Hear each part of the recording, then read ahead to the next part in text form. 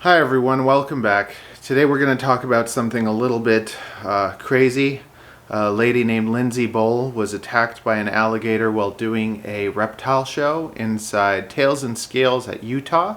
So first I'm going to play you the clip and then we're going to talk about it a bit.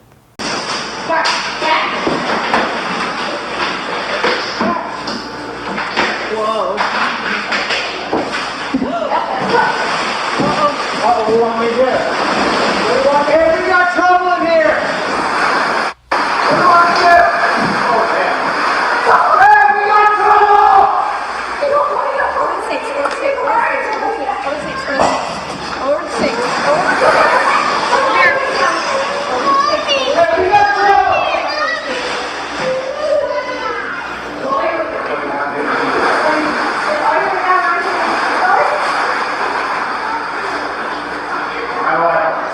You got a stick?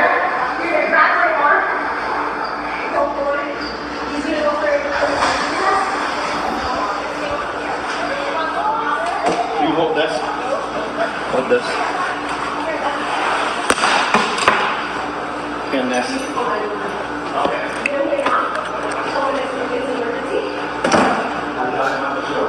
Do you need one up here? Do you need another one in here? If you can just keep talking to me, that would be great. What else do you do, girl? What was your name? Tony. You alright? You alright? Okay. What do I need to know? If he does anything. You're gonna bring a pistol?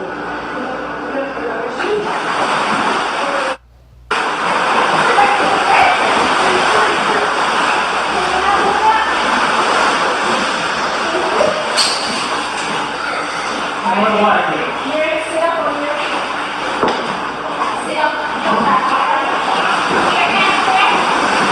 He can't open his mouth. He'll keep his mouth shut. Huh? Feeding? Bitten. No.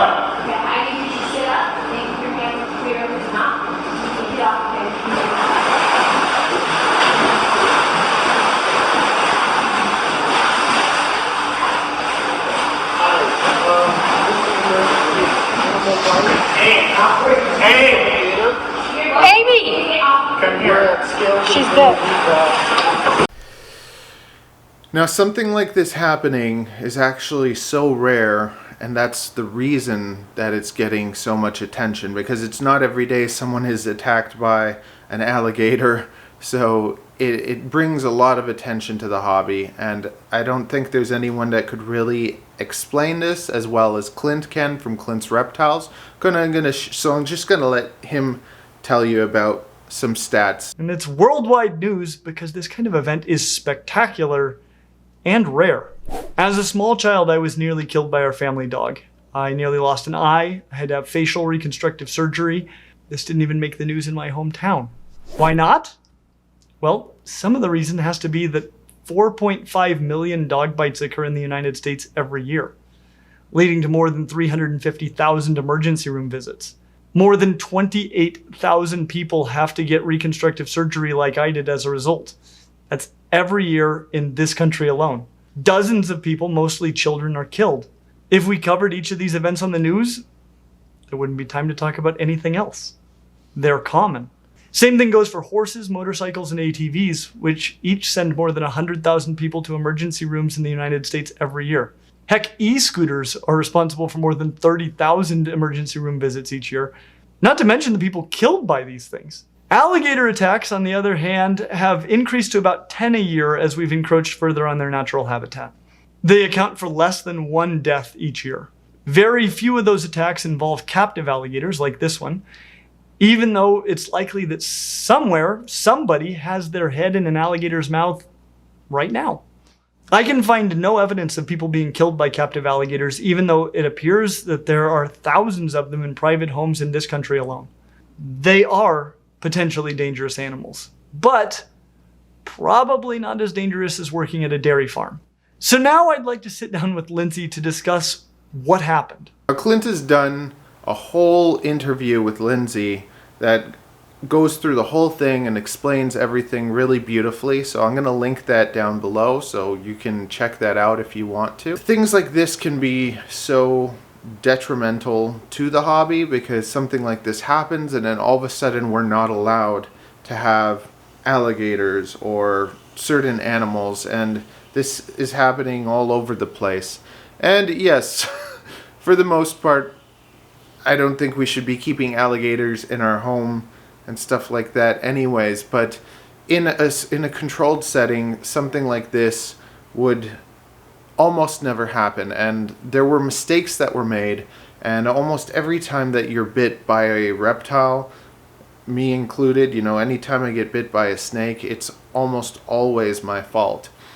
And it's almost always going to be your fault. You're going to always make some sort of mistake. Like Lindsay felt super comfortable with this animal, and you'll see like she kind of pushed it back, and maybe she should have never been in a place where she got that close to it. And she'll admit to that, and Clint will talk to you about that if you see the interview. But there's always ways that we can be extra careful, and things can go wrong. It's just like there's people that handle venomous snakes. And handling a venomous snake is not really safe. But at the same time, most of the time those snakes won't bite you. So, and if you have that relationship, it can be okay, but then things can go wrong. You know, every time you get into a car, you risk dying. Does that mean you don't get into a car and go anywhere? When it comes to doing reptile shows, it's something that I'm really kind of like iffy on. I think that it's great if people want to do them, but I just know that as soon as there's a whole group of kids, like this was a controlled environment, so this is kind of like a side note. I wasn't worried about any of the kids getting attacked by an alligator or anything because they haven't properly enclosed. But I've shown my reptiles to kids and stuff, but I don't do reptile shows because when you do reptile shows, you have to have proper insurance and all sorts of stuff. And I don't want to go out of my way to do that. I don't like the idea of kind of taking animals all in a vehicle, and I don't have anything except a motorcycle, so we're ranting again. Think of this. If I show a kid kind of at an expo, a reptile, I'm there and I can show them, and it's controlled, and it's one kid, and it's nice. The moment you do like a show, you want to be able to let kids kind of touch the animals. And the moment now that there's a reptile being touched by 20 kids, maybe this is not what the snake is used to. Maybe the snake is used to me, but now all of a sudden there's little kids, and kids like to poke and like squeeze and like do weird things. So it's just the moment that kind of stuff happens, that gives me anxiety, that makes me worry, and that can make the animal worry too. And then even if it's not the animal's fault, even if it was the kid's fault, let's say a kid comes and like hits a snake on the face and then the snake bites them, who's it all going to come down on? It's all going to come down on me. It's all going to come down on the animal. So that's something that I really don't really like doing. I think if it's more, you know, educational, we're showing all the kids and talking about it in a room, but not allowing them to touch it, that would be the best way to do it. But it would also be not as fun. Like you're a kid, you want to touch it, you want to see it, you want to do all those things. So it's just like, it's such a strange thing to do.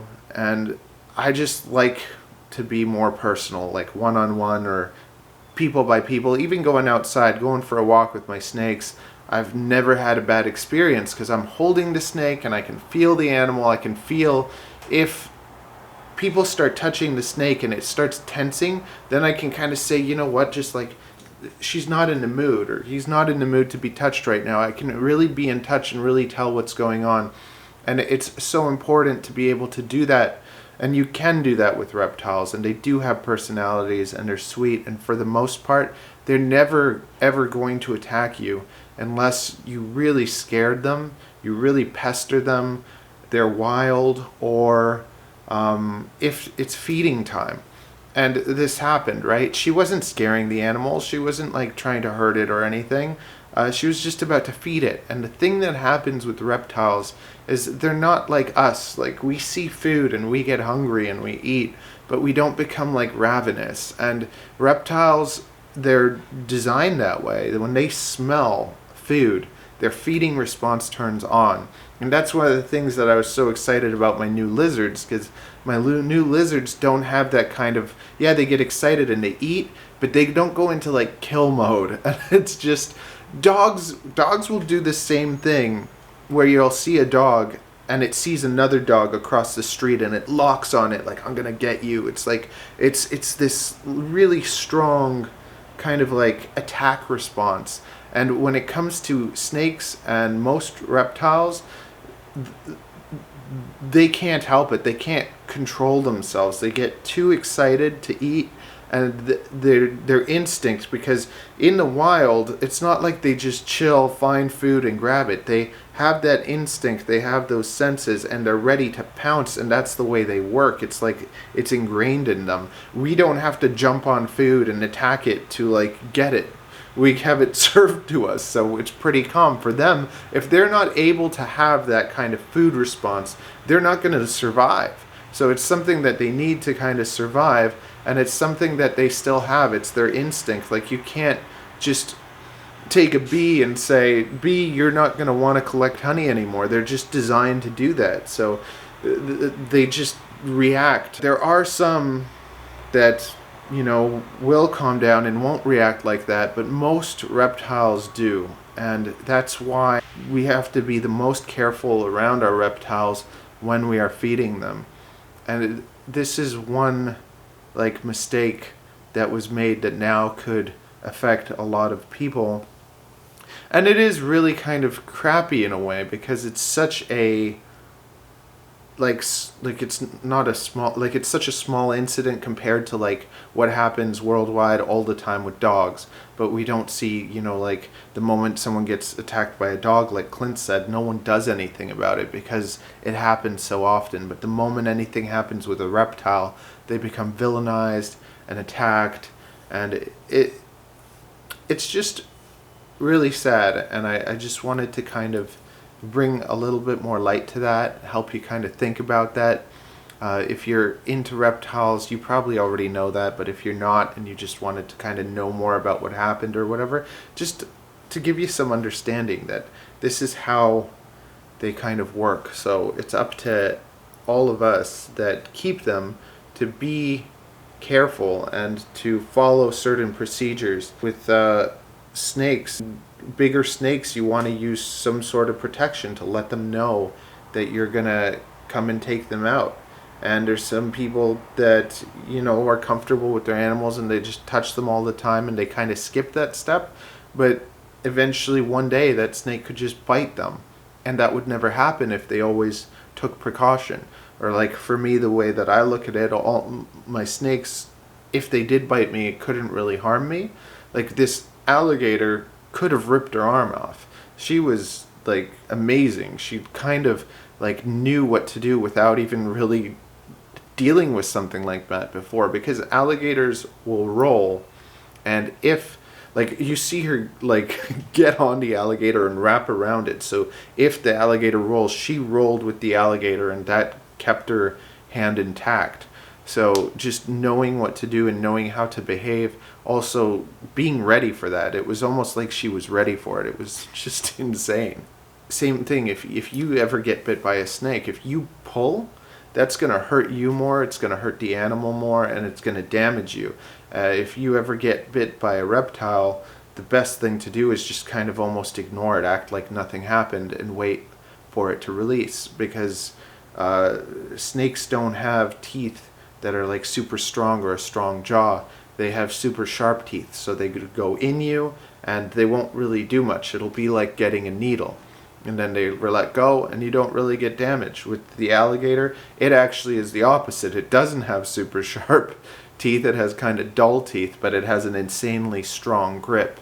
So you're not going to really be able to do much anyway. So you try pulling, it's going to hurt you. So she had to kind of just stick with it and wait until it let go of her. Even though it was a terrible situation and what happened was like crazy, everything went kind of as good as it could. Her not losing her hand, the guy getting on top of it, like everything kind of just went perfectly for them to get away and for it to be okay. So just wanted to keep you up to date with everything, share that with you. What do you think about all this? It's really, really kind of unfair that the animal will get villainized a lot for this when he's just kind of doing what he's meant to do. It is a little funny that his name is Darth Gator. You give an animal a nasty name like that, what do you expect? That's a joke, okay? Yeah, I've said enough. Go watch Clint's interview if you'd like. You'll get a lot more in-depth information. I just wanted to share this with you and share your thoughts. Tell me if you want to hear more about like relevant things when they pop up, because I haven't really done that, but I figure, something pops up in the news, I'll share it with you and get your thoughts on it.